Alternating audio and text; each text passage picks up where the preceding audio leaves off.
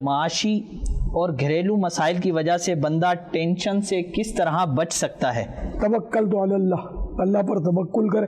بارہ ایسا ہوتا ہے کہ خواہ خواہ کیا ٹینشن ہوتا ہے، جتنا مقدر میں روزی ہے اس سے نہ ایک ذرہ کم ملے گا نہ زیادہ ملے گا۔ ارمان بھائی ہیں، انہیں بہت ڈر لگتا ہے جنات سے حضور۔ قرآن کریم میں وَإِيَّايَ فَارْهَبُونَ، اور مجھ ہی سے ڈرو۔ تو اب اگر اللہ کا ڈر ہمارے دل میں گھر کر گیا تو انشاءاللہ یہ کہ یہ سارے فالتو ڈر جو ہیں یہ بھاگ جائیں گے۔ جب بھی ڈر لگے یا رؤوفو یا رؤوفو یا رؤوفو یہ پڑھنا شروع کر دیں، اللہ پاک کا نام ہے، تو انشاءاللہ یہ ڈر جو ہے نفسیاتی ڈر ہے، یہ اللہ کرے گا دور ہو جائے گا۔ بار بار غصہ آ جانے پر کیا کرنا چاہیے؟